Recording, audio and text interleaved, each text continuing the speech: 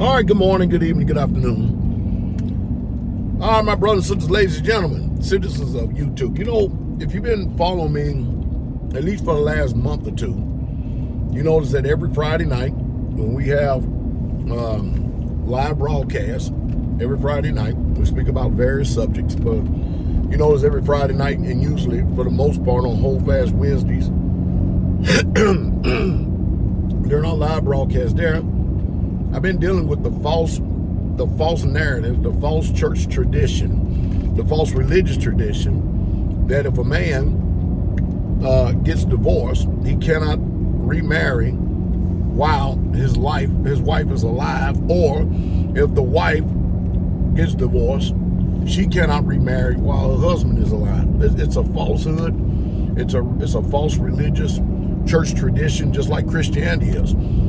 I don't understand what the spiritual block is with a lot of people when people claim and swear up and down that they are a man and woman of truth, and then once you give them the truth, they ignore the truth and like it's never happened. I mean, when you think about Christianity as a whole, do your due diligence and investigation. Now, I'm going to tell you right now, I know the reason why a lot of people don't do it, because they know that their family is going to balk. They know that they're in trouble with their natural family.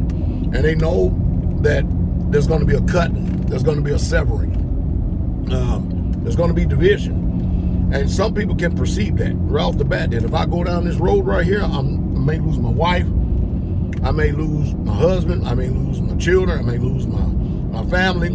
And that is just part of it. That's just, hey, Jesus told you in Matthew 10 that don't you think that he come to send peace on earth. He didn't come to send peace, he come to send a sword. And most people are afraid of that, but truth is the one that set free, according to John 8:32. And when you look carefully and you do your own individual scriptural due diligence, now, the way you do it is you pick a subject and you start in the law. Aren't we interested in what's right and what's lawful? And I want to say this right here. A lot of people who champion themselves as being so-called quote-unquote married under God, they're lying to you. They're not married under God, and nor have they ever gotten married under God. Now, there may be a God is not the Elohim, the creator, Almighty Yahweh, Yah himself. You know, according to Psalm 68, verse 4, extol him that ride up upon the heavens, extol him by his name, Yah. Well, of course, you know, King James goes Yah, but Yah. But I can tell you right now, that most of you who actually trumped God and went out and got a state marriage license, how hypocritical you are when you know that you entered into a third-party polygynous relationship with the state. And to show that you have no authority as the man over your house, you can't even dissolve that relationship. You can't do anything in that relationship without the permission of the head or the sole authority, which is the state. In Hebrew culture, in Israelite culture, the man is the sole authority. The man is the owner of the household. The children are his seed. The woman belongs to him. And I know how this flies in the face of all the traditional lies and all this so-called quote-unquote focus on the family when they're out of focus. It's just amazing to me. Don't sit up there and call yourself a man and woman of truth, and yet you can't stand for the truth. And then if you try to make an attempt to stand for the truth, a little pressure, a little tribulation, a little persecution, first thing you do is tuck tail and run. Search your Bible. See if there's any instructions in there for us to celebrate Christmas.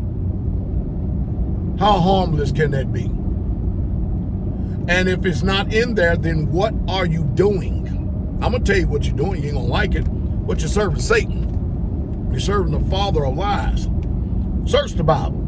See if you can find any instruction in there for us to celebrate Easter.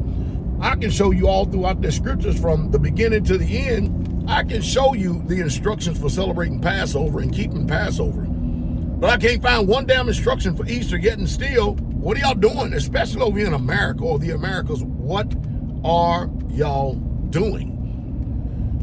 I mean, are you that deceived? Are you that weak? Are you that spiritually impotent that you're afraid of the truth? I mean, it just doesn't make any sense. Search the scriptures. See if there's any instructions, rules, or guidelines for Sunday. Yet still, I told you, just because the herd does it, herd mentality does it, it does not mean that it's true. It does not mean it's lawful. But I can, from Genesis to Revelation, show you what it talks about the Sabbath, the 7-day Sabbath. Now, listen, I'm under no illusion whatsoever at all. I don't expect people who can't even embrace these simple truths to be able to understand the subject like divorce and remarriage. You know, it's like, this is what people do. I get it all the time. So people will accuse me of something, and then they'll go out there with their little anger and their little vigor and all their little indignation, what they call indignation, and they will attack me based on a narrative that they created. Now, I don't believe their narrative. I don't. Just because you drum up a narrative and you point the finger and you accuse me of something, that doesn't mean it's so. Just because you say it. It means nothing to me. I'll continue to keep trekking on.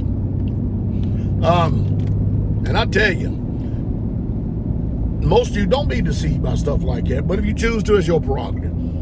But within the last 2-3 weeks, we've been moving a lot lately. I've been moving a lot lately. I've been from as far as Dallas to Puerto Rico, doing the work, and everything is looking pretty good. The work in Jamaica look like it's getting ready to take off over there as well.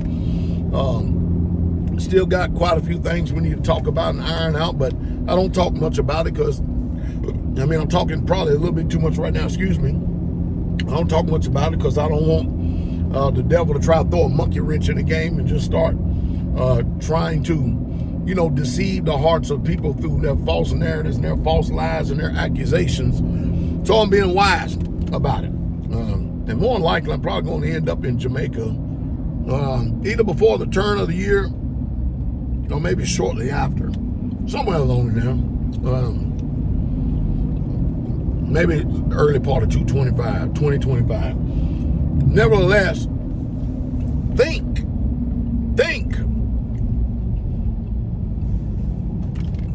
I know that most people are afraid to serve the real Yeshua, the real Jesus. I know they are. Because it's just too much to give up in this world, isn't it? It's too much to give up this world. It's too much to give up your job. It's too much to give up your lives in order to serve y'all. I've proven over the years, from the very beginning, and y'all have already heard my testimony, there's nothing that's going to keep me from serving y'all. Nothing at all. I quit. I quit the army. I quit a job and stepped out on the water by faith. And the Most High Yah, through all those tests and trials, has been with me every step of the way. That's another thing too, isn't it?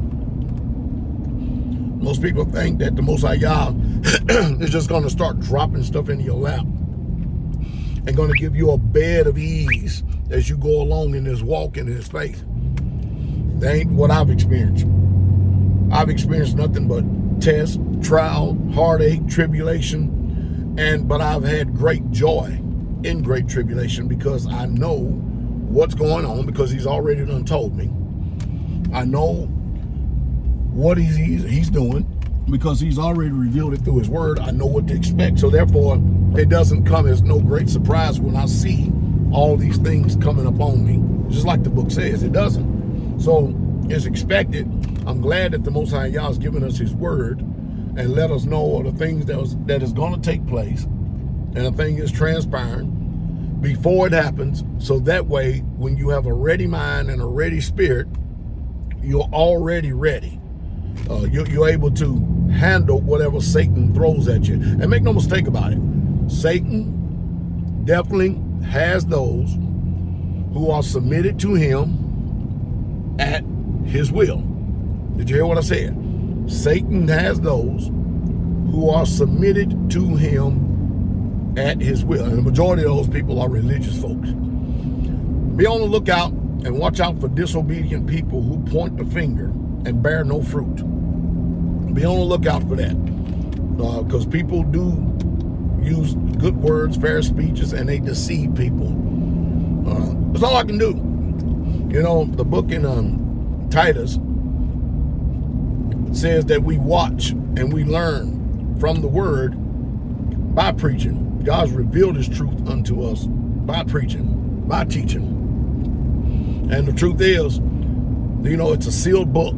Just like Isaiah said, it is a sealed book. The book is just not open for it, and it's easy for everybody to discern. What most people usually do is go out and steal the words of other people and give no credibility to them and what the revelation that God's given, and they act like that the revelation originated with themselves. You watch most people only on YouTube. Some people that you can tell if they listen to Pastor Dow because they use my sentences, they use my phrases. They use my sentences, they use my phrases, they use my word structure. They speak just like me and they talk like me. It's amazing. You can tell that they're really listening. And I don't have a monopoly on what's going on with people and what they choose, pick and choose. I'm flattered, but I don't have a monopoly over truth. I'm just glad that it's being told that the name of Yeshua, Jesus the Messiah, is being exalted. But I'm telling you, y'all be careful, man. There's a lot of falsehood and a lot of false people out there. Be careful. That's what I would do if I was you. I would literally be careful. King coming.